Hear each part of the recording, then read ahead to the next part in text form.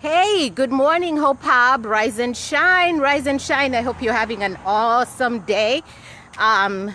Based on my topic, you can probably tell that I don't know what the heck I'm gonna talk about, but that's why I like this platform. Why? Because it's mine, and because I can talk about whatever the heck I want to talk about. So one of the things that I found out yesterday is that, oh, hi, how is everybody? Hi. Anyway, one of the things that I found out yesterday was that Facebook has changed their freaking algorithm again. And I kind of sensed it, but not until I was watching another live video where this individual talked about the changes in her algorithm. Now, she has a page that has like 260,000 people that follow her, and her video views would be like 20-some thousand a day. And that number has been going down to 14,000 to 10,000. And I could tell that she was worried because she was like, what the heck is going on with my following? Aren't they waking up early enough for them to hear my live videos or whatever? Aren't they interested in my content anymore? And she has a ministry connected to her, her platform. And so she quit her job like 9 months ago, about 9 months ago. And so she was like worried because she has staff, she now has to pay people, and she has to make a livelihood and all that. And then all of a sudden the algorithm changed. So you guys know before, especially with the business pages, the more you went live on Facebook platforms and business pages, the more people would get reached. You know, the algorithm would push it out and tell people that you're live. So yesterday in her discussion, I found out, oh my God, they just changed the algorithm again. Now, it's not a bad thing, y'all, necessarily, especially for people like you and I who have regular profiles. Essentially, what Facebook is doing is that based on who you read the news feed, who you like or comment on, they'll show you that content more on your news feed. So for example, if you're my friend and I post a picture of me at the beach and you like it and you comment, then when you go on your news feed, most likely if I'm posting something new, you're gonna see Faith on the news feed. And then the same with your family and your friends. And so Facebook knows who its users are and wants to make its users happy, and so that you keep logging on. And so they're trying to show you more of what you like or comment. Now, if you're someone like my husband, who for whatever reason, he hardly posts, like maybe he'll post twice a year. And during those times when he posts, for example, he'll post on our anniversary and he'll say, I love you, my wife, my beautiful, special, exceptional angel. I'm so glad that I met you. Without you, I'm nothing. That's maybe the one time he posts in a year. And truth be told, that ain't him posting, that's me. Y'all know I'm crazy, right? He doesn't post that ish. I post it. So I'm like, it's our anniversary, you need to post something. He's like, Missy postigi, I don't post anything. Nah. Me, I don't post. I read Facebook like a newspaper. I go online and I check the news, check the sports, I check what's happening in the news. I may see different things from different friends, but that's about it. But I'm like, look, it's our anniversary. So I'll go log into his profile and I'll do this beautiful post. Then I'll have him and me as a couple. And then everybody's like, oh, he's such a sweet husband. Oh my God, he loves his wife so much. That ain't him. That me all day. Once a year, or at least twice a year, I'll post on his behalf. Because then, you know, it's kind of crazy if I'm posting and saying how much he loves me. So I have to let people know. Because it's self-esteem issues, insecurities. I'm sorry. Okay, so I got off on a tangent. So Facebook changed their algorithm. And so as I'm saying, sorry for the noise, is that essentially you're gonna see what you like or comment on. If you like a certain preacher and you like and comment on their stuff shows on your newsfeed. If you like a certain sports team or CBN, ABC, whatever pages, business pages you belong to, you go in, they're posting live video, you watch the news there, or ESPN or whatever, you like, you comment, that's what Facebook shows you. Now, on the flip side, what they've done for business page, which I like for me as a person. Although, let me say this, if you're someone who just scrolls through and you don't like or comment on people, then you stop seeing their stuff. And so all of a sudden you're like, what happened to Faith? Did she leave Facebook? How come I don't see her stuff anymore? And then you go on their page and that person has been posting for months. But because you never liked or commented on their stuff, it's no longer showing. All right, so flip side, on the business side, in terms of algorithm, what they're doing is that because of how they've changed it for personal profiles, what you as a business page or business platform or platform, mine is not even a business per se, they want you to pay in order, or to advertise, to boost your posts like this video in order for you to see me. So essentially, I'm here on the Hope Hub. No one sees my content unless they come onto Hope Hub, see my video, like, comment. That's the only way they'll see my content. And then Facebook knows, oh, so this person commented, liked on Faith's video, so I'm gonna show them the videos as they come online. So you see how that works? You see how that works? So essentially, that's why a lot of Facebook platform pages have kind of gone like this, because Facebook is very smart in terms of their business model, is that you would think we are the customers, but we're not the customers, y'all. The advertisers are their customers. Like, essentially, we are the product that Faith is the product that Facebook ensures is on the platform that is Facebook, as a woman, a mom, a person who buys certain things, a runner, whatever it is that, whatever category they have me on, they make sure that I'm logging on every day, so that those advertisers that want to sell me these headphones, want to sell me my shoes, right? Want to sell me my gear, have access to me only if they pay them. And so that's how Facebook makes its money. So that's a brilliant, brilliant model, but it's something for you to think about. That's why I'm talking about it today. In that, what does this have to do with you? You probably think, you know, she's saying this because of her and her platform. Yeah, you know, of course I want to reach more people. Of course it would help if you like and comment and share my videos, but if you don't, hey, whatever, God got me, right? Because God is bigger than the Facebook algorithm. But what I am trying to say is that, what areas in terms of your life are you looking at a problem in the same way that people have looked at it throughout their lives or throughout history? So for example, with Facebook, they saw an opportunity whereby a lot of people would be, especially when he started, in dorms and didn't know what events were going on campus, had no idea who people were on campus, because campuses are communities, and unless you know people already coming on board, you're trying to find out where are the events, who are people like me, who can I connect to, who can I date, where can I go, where can I shop.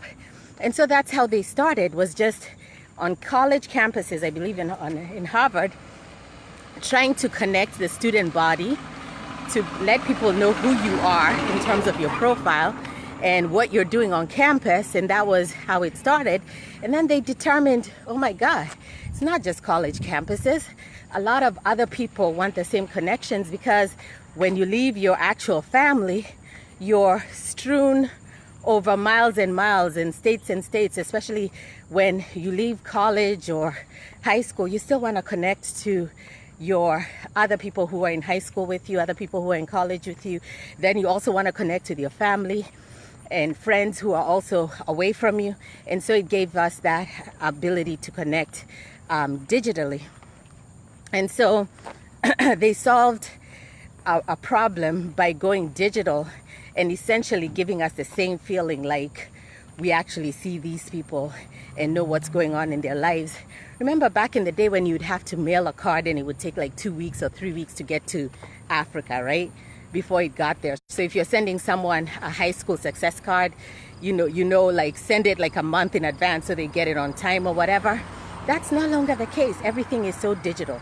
And now you can even see me. You may be in Australia right now. You may be wherever across the globe. You can access me and my content. And Facebook is ensuring that you're happy. And so if you don't like my content, they ain't gonna show you faith. But if you do, you have to like and comment in order for them to see it.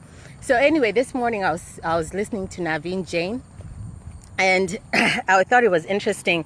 He spoke about actually Facebook as well, and this whole idea that users, we are the users because we're getting Facebook for free. And so Facebook, as their business model, in order for them to get our demographic, who we are, and to advertise to us, these big giant advertisers have to show up on our platform, on this platform, I call it our platform, and reach the masses, right? So that's their business model.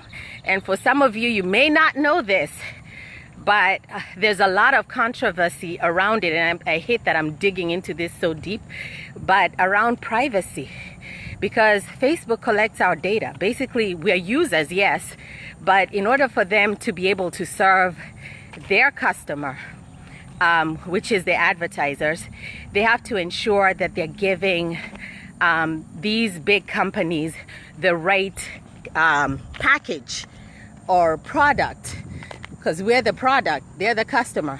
So I'm a product on Facebook. And so they want to make sure that I'm categorized the right way, that they understand my thinking process, my cognitive abilities, what it is I'm thinking about on a daily basis. If I posted recently about, like my recent post was about, not Aretha Franklin, yes, Aretha Franklin, but let's say I was talking about my cooking for my kids and how that's such an issue, then all of a sudden I get an ad on my newsfeed that has to do with how to meal prep, or a company that sells pre-packaged foods for families that arrive as a box at your house for maybe $200 a week, and then they're saying, hey, this could solve your problem, right? So all this stuff is awesome in some way, because for some of us, we're like, yeah, it helps me get better customer service. The fact that I'm looking for a certain pair of shoes, I'm getting ready to run a marathon, then all of a sudden I'm seeing all these kind of things showing up on my newsfeed about different moisture wicking shirts, different sports bras, different leggings or whatever. I'm like, oh, this is awesome. I don't even have to go look for it. But what about when in terms of things that you don't want people to know, right? What about when things start popping up in your newsfeed where it's now a privacy issue, that if someone came on your newsfeed, because Facebook now is at a point where it knows you better than your spouse. So I may go on my husband's newsfeed and seeing all the content that he has, I'm like, damn, I didn't even know you liked that. I didn't know you listened to this. I didn't know this was your kind of crass sense of humor. This is not something I would think you would like, because they know him so well that they're showing him things that he likes. Same for me. If he went on my newsfeed, he'd probably be surprised and be like, what is all this stuff that she has on her newsfeed?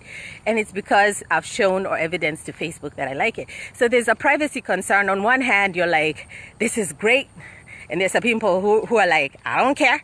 And there's some people who are like, this is a privacy concern. This is my value, my abilities that are being taken for granted, that are being taken by Facebook.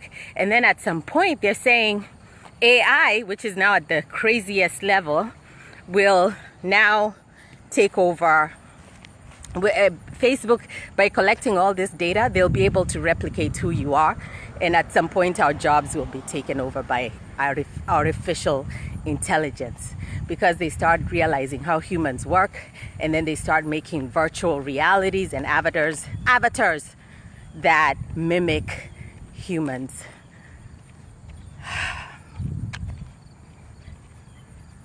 Moment of silence, please. So that being said, let me get off of Facebook. But one of the things that I do want to talk about is that, especially even in my workplace, some of the things that I'm talking about interests me, only because you can look at institutions that historically have been in our communities for years, and they do certain things a certain way because that's how it's always been done.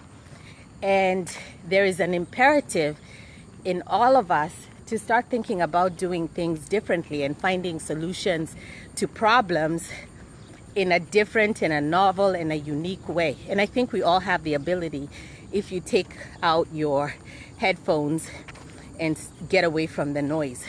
So recently I was listening to someone who was talking about how you have a colony of monkeys, right? Let's say this is how institutions work.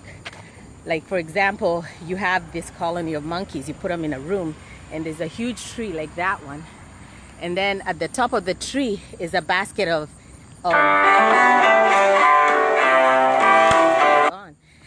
at the top of the tree is a basket of bananas. And so these 5 monkeys, every time they go running to get the basket of bananas, someone sprays them with water in this colony. So it's an experiment. And then they go back down. And then every time they go running up again, they're sprayed hard with water. And so they go right down. So this happens over and over again to the point where they all kind of stop trying to get to the bananas because they know what's going to happen. Then soon after, another monkey is introduced into the system that was not in the original colony. And the monkey tries to go up to the tree, and guess what the other monkeys do, right? They come running and pull him down before he even gets up. And so this goes on for years to the point where it's just a basket of bananas that sits above a tree, and now all the monkeys are down and they just kind of go and they look at it longingly, and no one ever goes until that one day when one of the monkeys comes up, and most of the monkeys have died off that were in the original colony. Maybe one is left, and then they go and they say, "Oh ye wise one, why don't we ever eat the bananas up on top of the tree?" And then ye, the old wise man, says, right? Because the story goes that years and years ago, there was a hose that would come out of that area right there and spray them, whatever the story is. But essentially, this new monkey is like, well, how many years has it been since you tried to go up the tree? How many years has anyone ever actually climbed up? Because every time you go running, someone pulls you down. Then they find out it's been 100 years or more, whatever it is. And so anyway, my point to this whole story is that, you know, at some point you have to ask questions. You have to ask, why is it that this continues to be done? And also find out whether the environment has changed at all, right? Has the environment changed over the last 100 years? Probably so. The person who maybe used to spray down the monkeys also gave up and is no longer there. And so that no longer ceases to be a problem, right? So I'm just saying that all of us need to look at things, problems in a different, it's good to look at problems in a different, in a novel way. The other example he gives, Naveen Jain, which I love him, look him up. He was an immigrant to this country, came in with $5 to the US, state of New Jersey, from India. And now he's a multimillionaire, and he could retire and live on a boat and just cruise all day and just ride big cars or whatever. But he's chosen to really look at the, how do I say this? Look at the world and try and solve the biggest challenges that we as a globe face. And one of the things that he wants to do, which is, it may sound crazy to you, is he wants to actually make illness optional. Make illness optional. Can you imagine living in a world where there is no illness? Like, essentially from the time you're born, they're able to look into your gut, look into your biology, all the things around you, categorize them, computerize them, figure out what it is, who you are, what your weaknesses are as a human being, what are the possible genetic issues and health issues you may face as an individual, based on your history and your genetics and your microbiome and all these things. And then from the onset, be able to build you up or make sure that you have the right nutrition and the right things in your system that will essentially wipe out that issue in your life.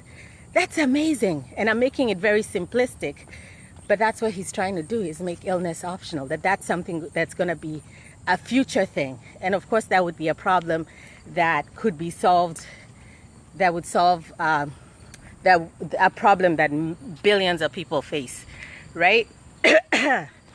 So he tells us to look at things.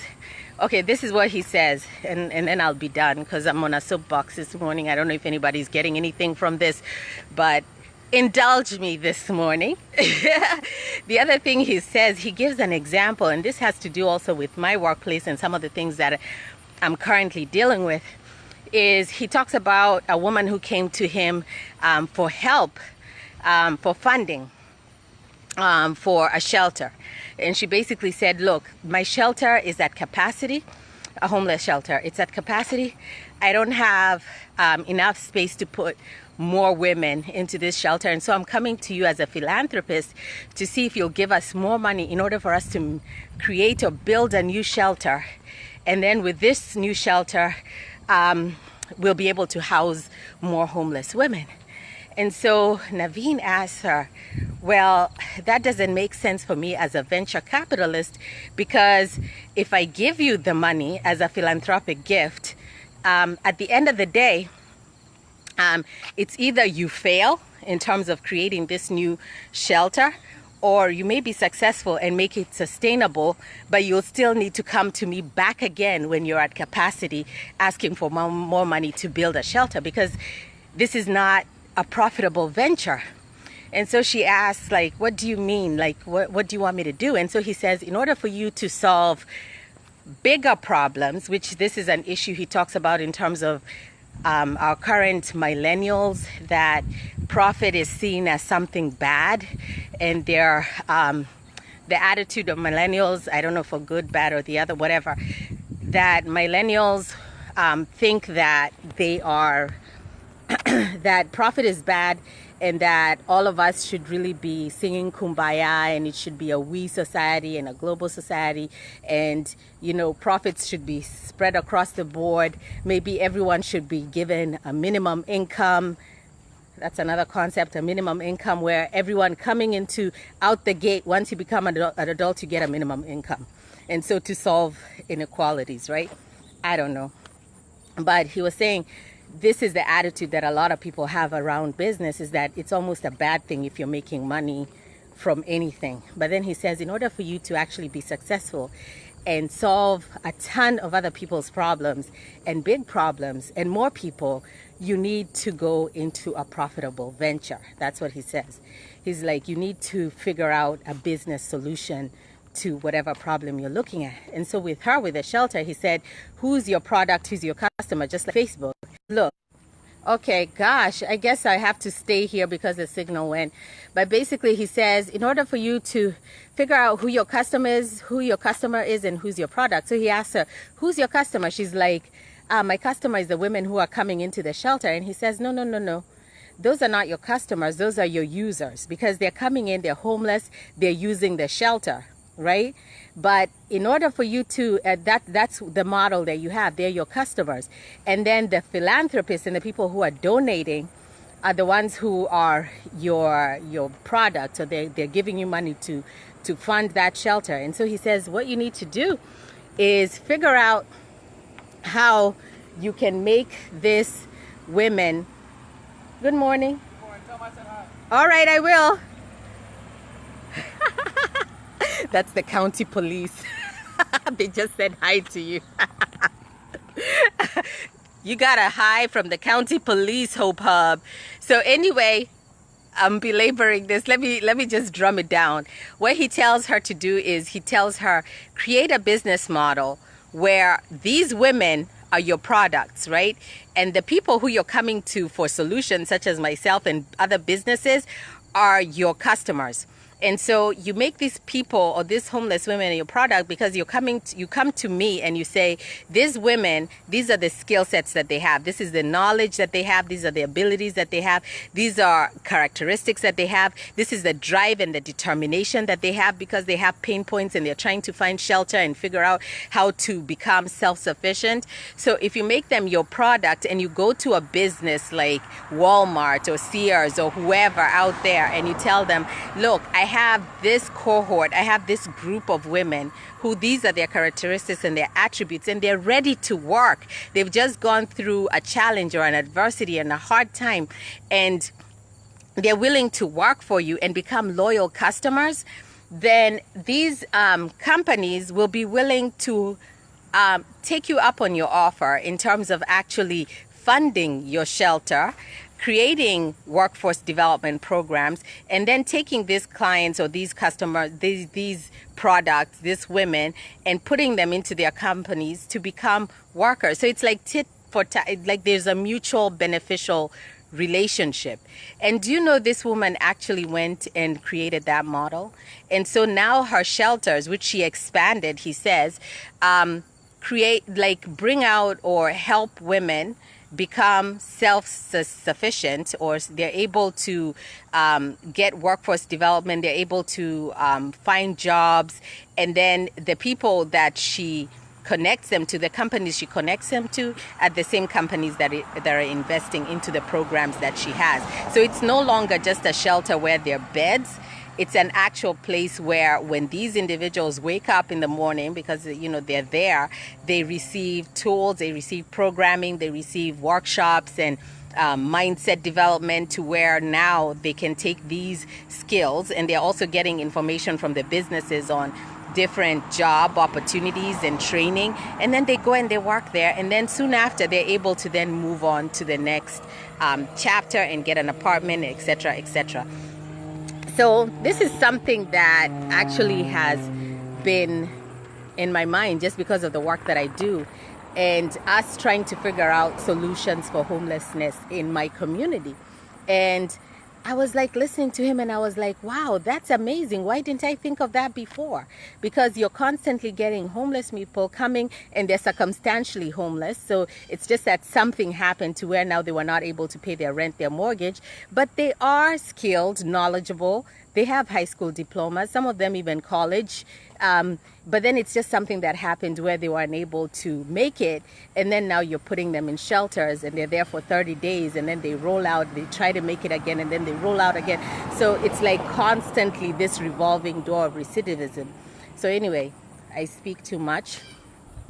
But just what I'm urging all of you guys is, number one, not to look down on profit and profitable ventures, because if you are successful economically, financially, then you're able to use that and solve other people's problems or give to causes, etc. So that's number one. Number two is start to look at problems differently and figure out solutions that are unique and novel in whatever it is that you're looking at. So don't look at one thing just the same way all the time. Don't look at the historical data in terms of how this problem was solved and just continue to do the same thing and continue to have the same assumptions around that issue, or continue to have the same blind spots that other people had in history. It's start looking at things in a different way, right? Start bringing new energy and people who are innovative around you that will help you see your blind spots, right? So that's the same for me. If you see me having any blind spots here on the Hope Hub, if you see ideas or ways that I can leverage this space and make it more than it is, like I spoke about the Facebook algorithm and commenting and liking videos and helping me reach more people. I'm not trying to pay ads to reach more people, y'all. I want to grow organically. So if you like this space, like and follow, comment, etc., because that's how I'm going to end up reaching more. And as a last thing, this really worries me sometimes, and maybe I need to get past it, is that especially with me being a Facebook platform or a page, whenever Facebook actually collects, and I said this before, they collect our data. And so they're able to tell me, I can go into this video and I can say, who am I trying to reach? I'm trying to reach, because I'm a hope space, I'm trying to reach people who are hopeless. So it can actually help me, if I wanted, target people who are depressed, suicidal, based on the pages that they're frequenting, people who are panic mode, people who are having issues and challenges in their lives, people who are looking for coaching and therapy and all that. And, you know, I can target my videos to that demographic. I can target it by geographical region. I can target it by age. And I can say, I'm looking for people who pray every day. So people who are interested in faith, in prayer, in spirituality, people who are going through hopelessness, suicide, depression, despondency. I can do all that on Facebook, because our data is such that they know exactly who you are. It's a privacy issue. They know who you are. And if I was a business, like, whatever, think about the big businesses, like, that are trying maybe to do something on a negative spin to touch you because they're trying to get something from you, not really help you. It's very, very scary. It is very, very scary. And you know, and so it gives me pause when I see that, because yes, on my side of the table, I'll be looking for them because I'm looking to help, right? Even though maybe at some point I may have products around the Hope Hub, but it would be products like books or audio or something, or t-shirts or something that is helping someone link into this movement and have hope on a daily basis. But what about people who are trying to sell you medicines and I don't know, I can't think of things, but things that are negative, and trying to reach you because they're trying to prey on you? You know, that's the scary piece of this whole Facebook algorithm and these sponsored ads and people trying to go at a certain demographic, because it's not all roses. It's not all great. Sometimes it's not, it's to our detriment, and sometimes it affects us, and you don't want that in your life. So yay, TGIF! I've never jumped on live video, so y'all have an amazing, amazing day. As I said, like my videos, share them. Maybe you might not want to share this one, I don't know, but I love y'all. Have a great day, and I'll see you on Monday. I'm only here Monday through Friday, y'all. God bless you. Peace.